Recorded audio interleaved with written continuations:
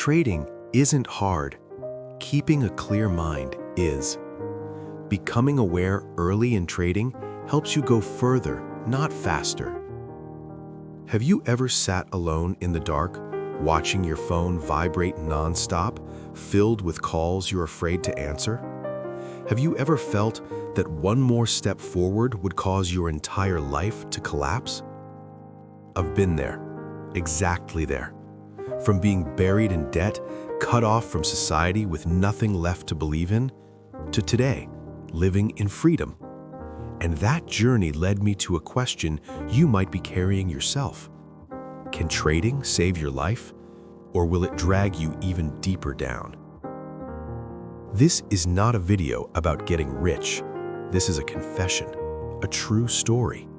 The journey from being crushed by debt to becoming someone who can breathe peacefully each morning. You're listening to this story on Quiet Trading, where every market pulse is tied to a human heartbeat. Sit with me, just a few minutes. I promise you this.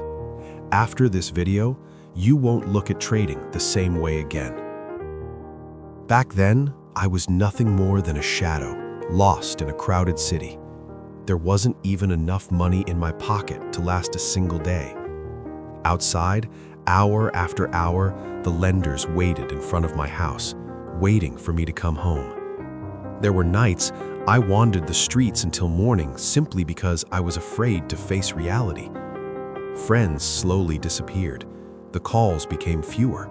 No one wanted to be associated with someone drowning in debt.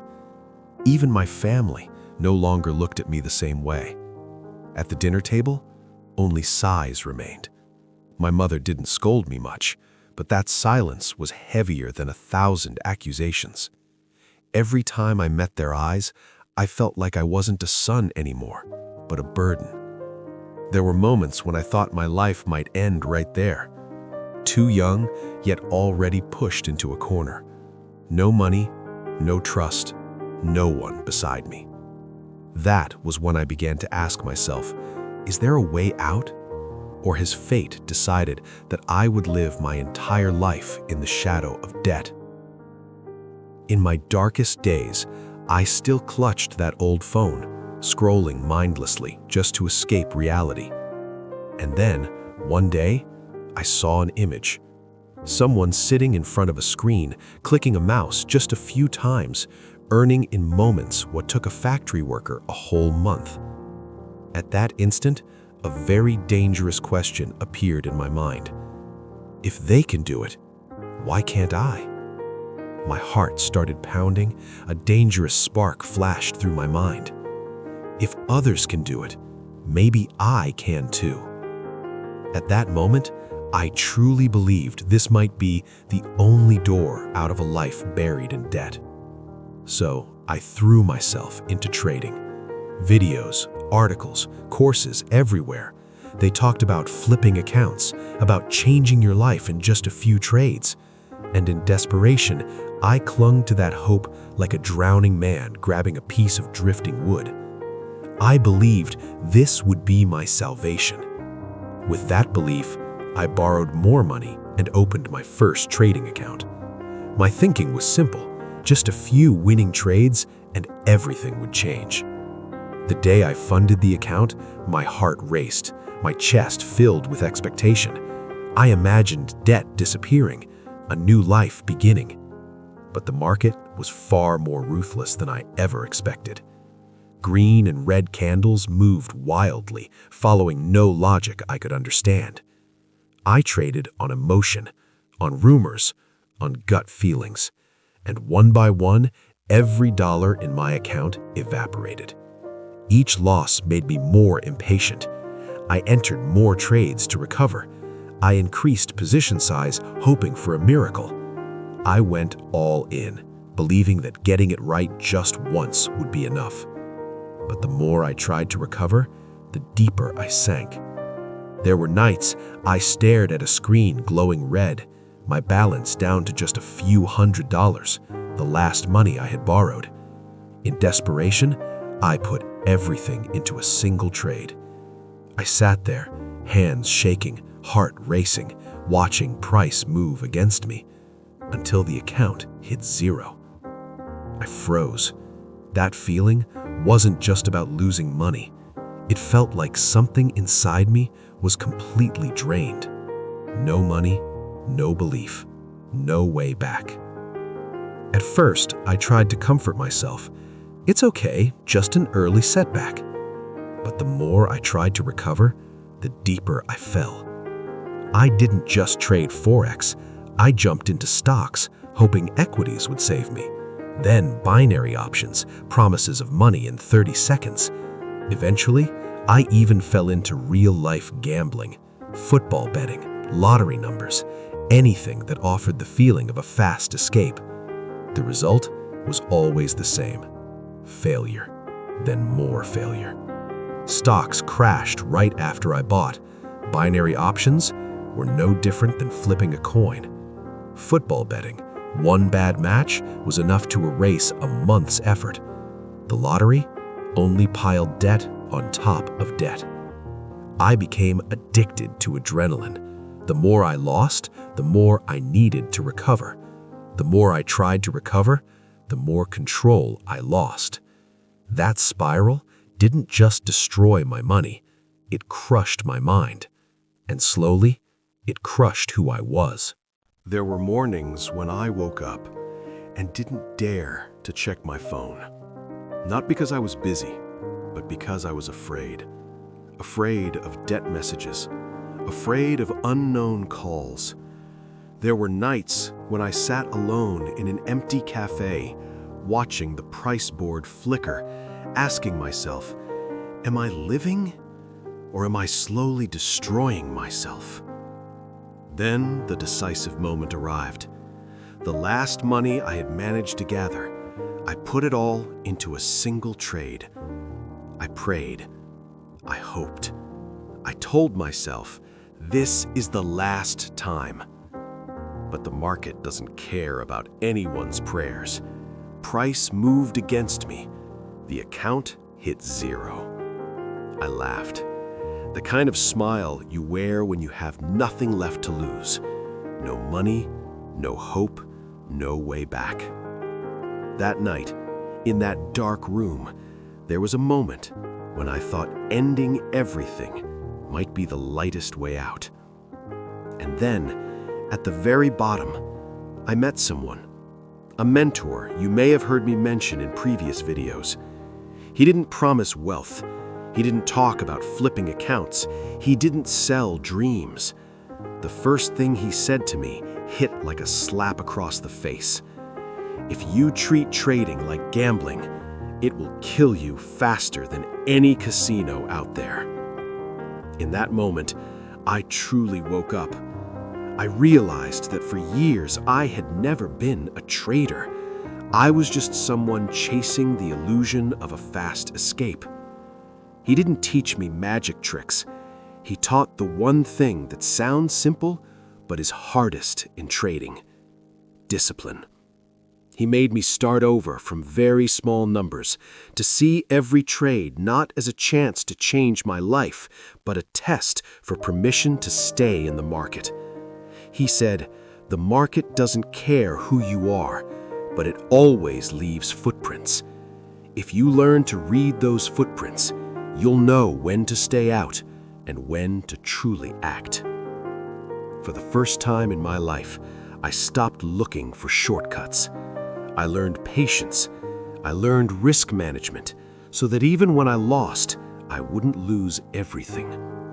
Those first trades, done by the rules, didn't make me rich right away, but for the first time, I felt like I was in control of the game.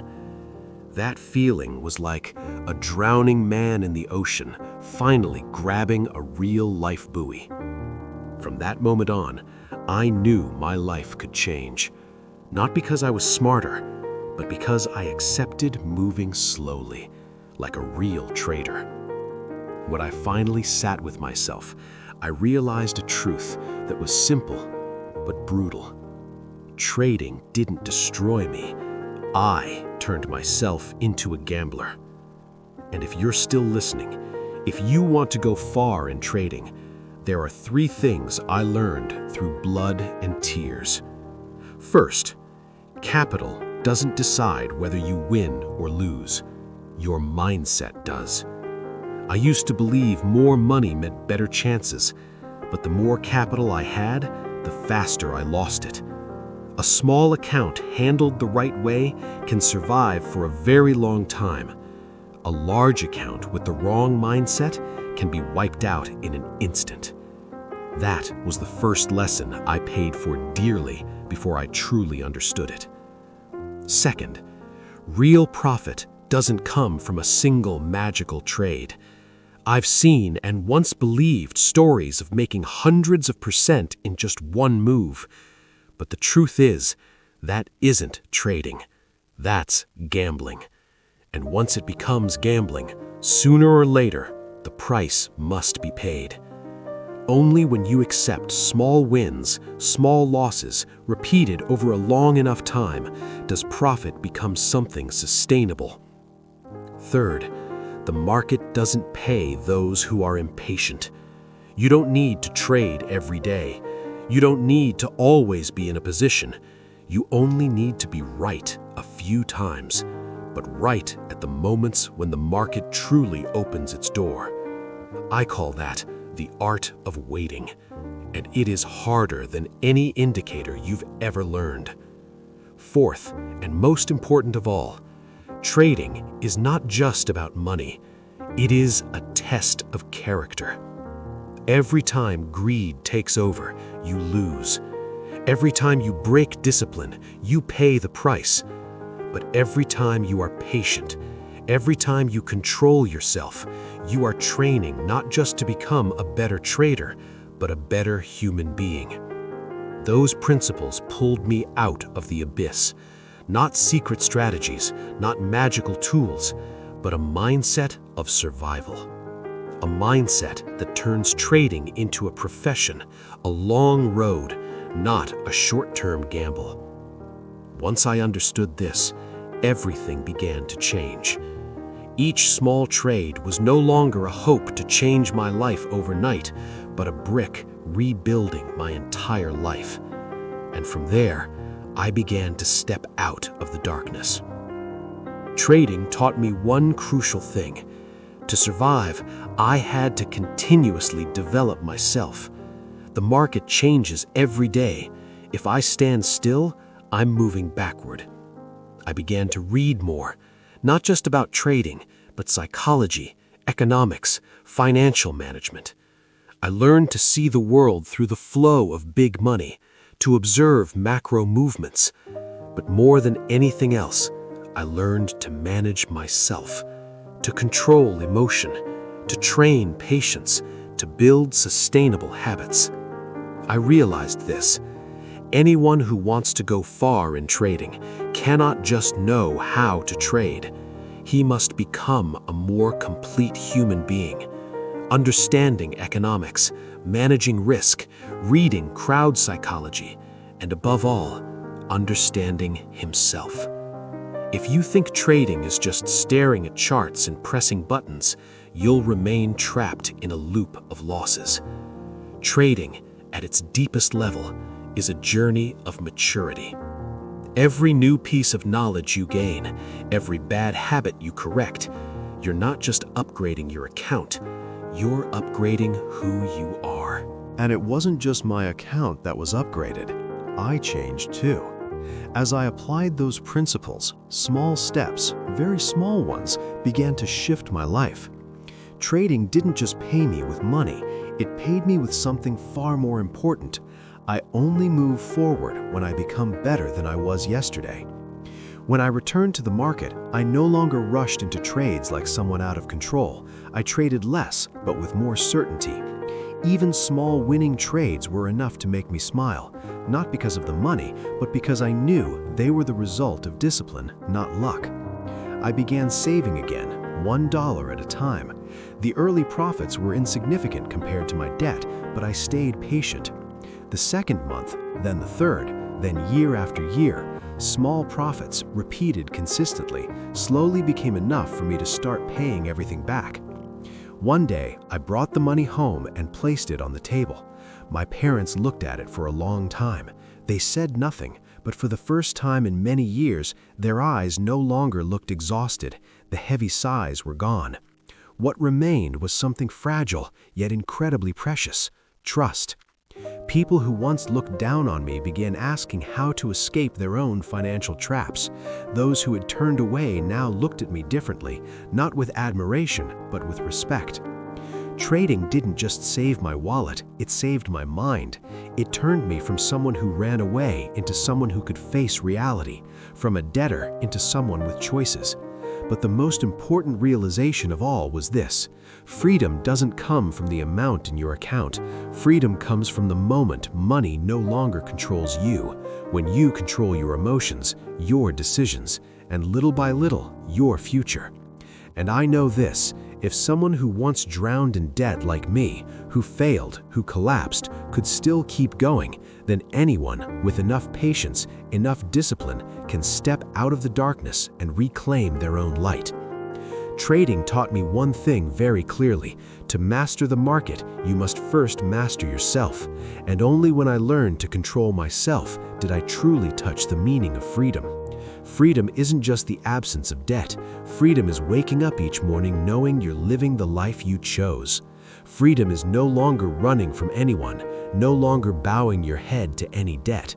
Freedom is taking a deep breath, looking ahead, and smiling, because I know I made it. I was once a debtor, pushed to the edge, willing to gamble everything on hopeless bets. But trading, when done the right way, turned me from someone who ran away into someone who is free. Today, I share this journey not to paint trading as an easy path. The opposite is true. It is ruthless, it is cold, and it will crush anyone who treats it like gambling. But for those with enough discipline, enough patience, and enough courage to grow a little every day, trading can become a bridge that carries you from darkness into light. The only question left is this: will trading save your life or bury you even deeper? The choice is in your hands.